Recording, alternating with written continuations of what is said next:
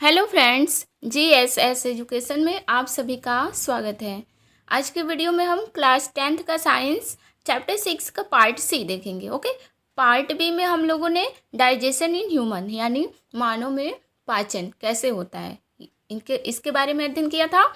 Part सी में हम respiration in human यानी रेस्पिरेटरी सिस्टम यानी श्वसन तंत्र के बारे में अध्ययन करेंगे। ओके, मानव में श्वसन कैसे होता है। ओके, तो सबसे पहले हम जानेंगे श्वसन होता क्या है, श्वसन कहते किसे हैं। Okay, what is respiration. Respiration होता क्या है, तो रेस्पिरेशन किसे कहते हैं? पोषण प्रक्रम के दौरान ग्रहण की गई खाद्य सामग्री का उपयोग कोशिकाओं में होता है, जिससे विभिन्न जैव प्रक्रमों के लिए ऊर्जा प्राप्त होती है। ऊर्जा उत्पादन के लिए कोशिकाओं में भोजन के विखंडन को कोशिकीय श्वसन कहते हैं। ओके, कोशिकीय श्वसन क्या होता है? ऊर्जा उत्पादन के लिए कोशिकाओं में भोजन के विखंडन को कोशिकीय श्वसन कहते हैं। तो विभिन्न पथों द्वारा ग्लूकोज का विखंडन किस तरह से होता है उसको देखिए।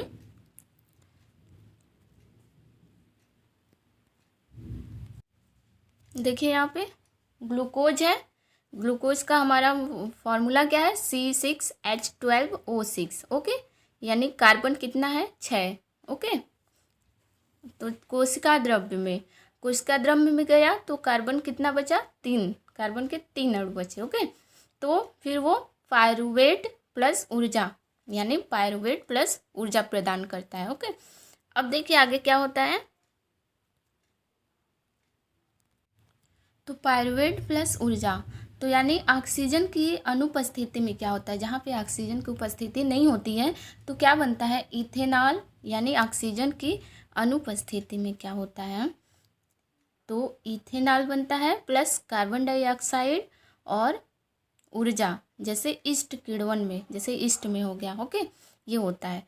और ऑक्सीजन के अभाव में यहाँ पे तो ऑक्सीजन एकदम मतलब ऑक्सीजन है ही नहीं, और यहाँ पे ऑक्सीजन है मतलब बहुत कम है, थोड़ी मात्रा में, न के बराबर। ओके, तो यहाँ पे क्या बनता है? लैक्टिक अम्ल और प्लस ऊर्जा हमारी पेशी कोशिका में बनता है। ओके, फिर ऑक्सीजन की उपस्थिति में क्या होता है? कार्बन डाइऑक्साइड प्लस जल प्लस ऊर्जा बनता है। ओके, नोट कर लीजिए।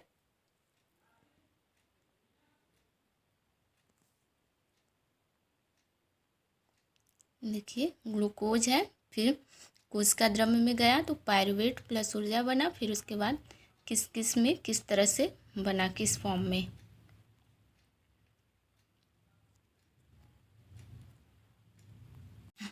अब देखिए श्वसन जो होते हैं वो दो प्रकार के होते हैं। ओके, इसके 2 टाइप्स हैं। रेस्पिरेशन के 2 टाइप्स हैं, एक वायवीय श्वसन है और एक अवायवीय श्वसन है। ओके, तो यहाँ वायवीय श्वसन हो गया कि प्रेजेंस ऑफ ऑक्सीजन। ओके, और यहाँ पे क्या हो गया? Absent of oxygen. ऑक्सीजन की अनुपस्थिति होती है अवायवीय में, और वायवीय में ऑक्सीजन की उपस्थिति होती है। तो यहाँ पे देखिए पहला डिफरेंस क्या इसमें होता है? वायु में ऑक्सीजन की उपस्थिति होती है। ओके, ऑक्सीजन की अनुपस्थिति होती है। और दूसरा क्या है? ग्लूकोज का पूर्ण उपचयन होता है, कार्बन डाइऑक्साइड, पानी और ऊर्जा मुक्त होती है। इसमें ग्लूकोज का पूरी तरह से उपचयन हो जाता है। उसके बाद क्या बनता है? कार्बन डाइऑक्साइड बनता है, पानी बनता है और ऊर्जा मिलती है। ओके, ऊर्जा निकलती है। और इसमें क्या होता है? ग्लूकोज का अपूर्ण उपचयन होता है, पूरी तरह से उपचयन नहीं हो पाता है ग्लूकोज का, जिसमें इथेनॉल बनता है, लैक्टिक अम्ल बनता है, कार्बन डाइऑक्साइड और ऊर्जा मुक्त होती है। ओके, तीसरा है यह वायवीय श्वसन में यह कोशिका द्रव्य वो माइटोकांड्रिया में होता है, और अवायवीय श्वसन में क्या होता है? यह केवल कोशिका द्रव्य में होता है। ओके, चौथा है वायवीय श्वसन में देखिए अधिक ऊर्जा उत्पन्न होती है, यानी 36 ATP, जैसे मानव हो गए एग्जाम्पल में। ओके, ATP 36 फॉर्म में बनता है। और इसमें क्या होता है? कम ऊर्जा उत्पन्न होती है, इसमें केवल 2 ATP बनता है, यानी एडिनोसाइन ट्राइफॉस्फेट। ATP का फुल फॉर्म क्या होता है? Adenosine triphosphate. फास्फेट। ओके, तो जैसे एग्जांपल हो गया ईस्ट, इसमें कम ऊर्जा उत्पन्न होती है अवायवीय श्वसन में, और वायवीय श्वसन में अधिक ऊर्जा उत्पन्न होती है, जैसे मानव हो गए, ह्यूमन बींग्स। ओके, नोट कर लीजिए।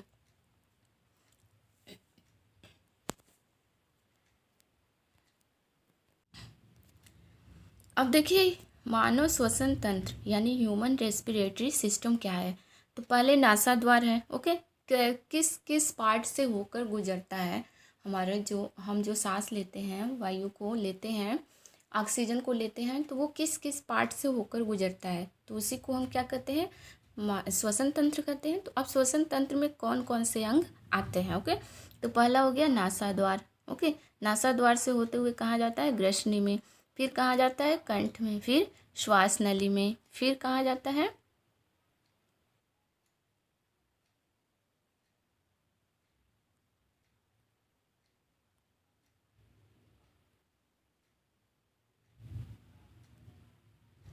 फिर श्वास नली से श्वसनी में आता है, फिर श्वसनिका में, फिर फुफ्फुस यानी फेफड़े में, फिर कूपिका कोश में, फिर फाइनल कहाँ आता है, रुधिर वहिकाय में। ओके, रुधिर वहिकाय में आता है। ओके, तो इसको देख लीजिए कौन कौन से पार्ट हैं।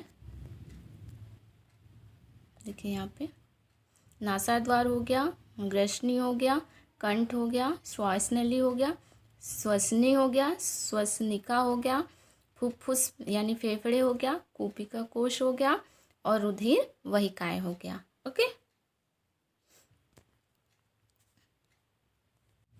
यहाँ पे देख लीजिए फिगर में क्या क्या है। ये नासा द्वार हो गया। ओके, और ये मुख गुहा है, यानी ये हमारा नासा द्वार है, ये मुख गुहा है, और ये ग्रसनी है, ये क्या है, कंठ है, श्वास नली है, और उपास्थि वलय है, सॉरी यहाँ पे है उपास्थि वलय, फिर इसके बाद ये कूपिका है। ओके, इसी में एयर भरा होता है।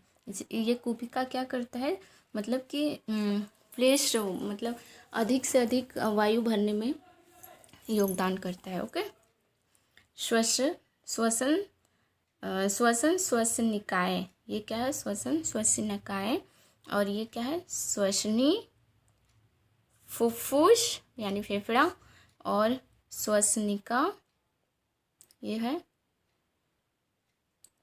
कूपिका कोश है यानी और ये डायफ्राम है। ओके, सॉरी पसली है, और ओके देख लीजिए एक बार अच्छे से। हमारे ये सब क्या है, रेस्पिरेटरी सिस्टम यानी श्वसन तंत्र है। ओके, श्वसन तंत्र, श्वसन में पार्ट लेने वाले विभिन्न अंग हैं।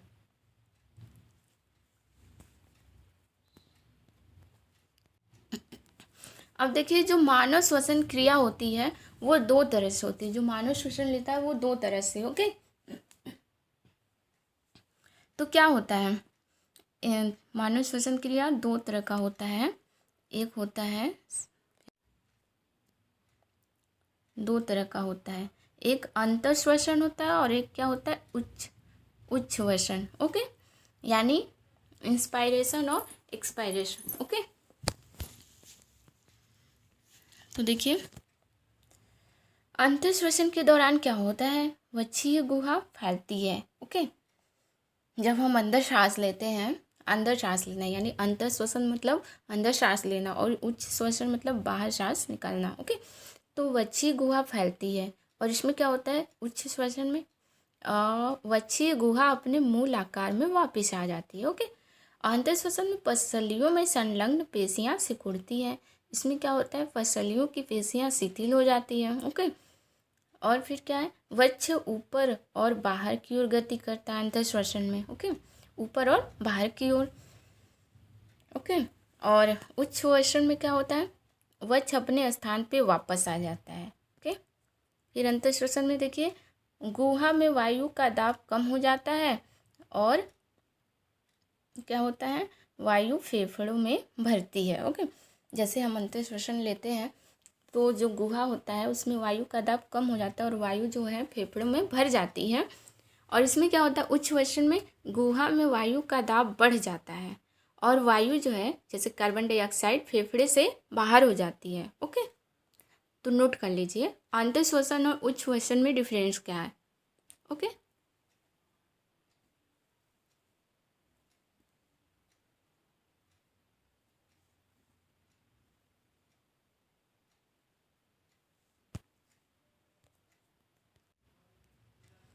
देखिए अंत श्वसन सांस द्वारा वायुमंडल से गैसों को अंदर लेना, यानी सांस के द्वारा हम जो वायुमंडल से गैस को अंदर लेते हैं वही अंत श्वसन होता है। और उच्च श्वसन क्या होता है, फेफड़ों से वायु या गैसों को बाहर निकालना। ओके, स्थलीय जीव श्वसन के लिए वायुमंडल से ऑक्सीजन का उपयोग करते हैं। जो जीव जल में रहते हैं वे जल में विलेय ऑक्सीजन का उपयोग करते हैं। ओके,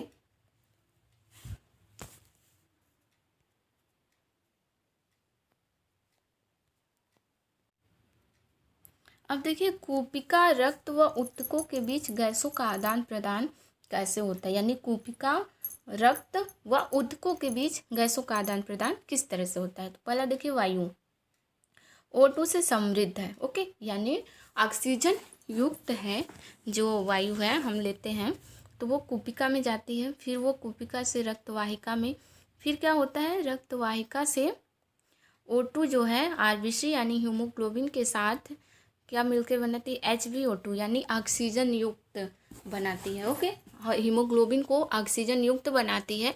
फिर उसके बाद धमनी द्वारा O2 जो है ऊतकों में पहुंचती है, फिर ऊतक में क्या होता है ग्लूकोज का ऑक्सीकरण होता है, यानी इस तरह से प्रोसेस हो रही है। ओके, इस तरह से देखिए किस तरह से जा रहा है। फिर ये क्या होता है ग्लूकोज का ऑक्सीकरण होता है ऊतक में, फिर ऑक्सीजन का उत्पादन कार्बन डाइऑक्साइड का उत्पादन होता है ऊतक में। जैसे ग्लूकोज का ऑक्सीकरण होता है तो कार्बन डाइऑक्साइड बनता है। ओके, फिर ये हो गया।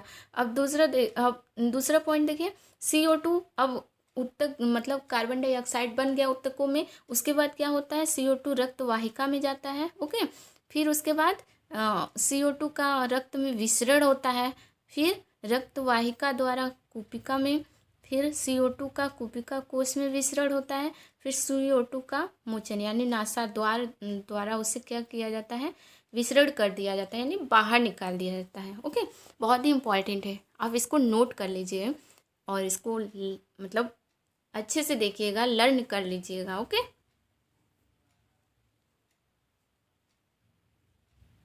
पहले हमारा वायु जो है जैसे ऑक्सीजन युक्त वायु है तो वो हमारा कहाँ कूपिका में है। ओके, जैसे हम जो वायु लेते हैं फेफड़ों में तो कूपिका जो होती है उसमें वायु भर जाती है तो वो ऑक्सीजन युक्त होती है, फिर वो रक्तवाहिका में जाती है, फिर वही आरबीसी यानी हीमोग्लोबिन के साथ मिलकर ऑक्सीजन युक्त हीमोग्लोबिन को बनाती है। फिर उसके बाद धमनी द्वारा जो ऑक्सीजन होता है वो ऊतकों में पहुंचती है, फिर ऊतकों में ग्लूकोज का ऑक्सीकरण होता है। ओके, फिर ऑक्सीकरण के दौरान CO2 बनता है ऊतक में ही, फिर वही CO2 ऊतकों में से कहाँ जाता है रक्तवाहिका में, फिर रक्तवाहिका में CO2 का विसरण होता है, CO2 का रक्त में विसरण होता है, फिर रक्तवाहिका द्वारा कूपिका में जाता है वही CO2, फिर CO2 का कूपिका कोश में क्या होता है विसरण होता है, फिर CO2 का मोचन यानी नासा द्वार में विसरण द्वारा क्या होता है बाहर निकाल दिया जाता है नासा द्वार के द्वारा। ओके, तो आज के वीडियो में बस इतना ही। अगले वीडियो में हम संवहन के बारे में अध्ययन करेंगे, यानी मानव में और पादपों में संवहन किस तरह से होता है। ओके, तब तक के लिए धन्यवाद।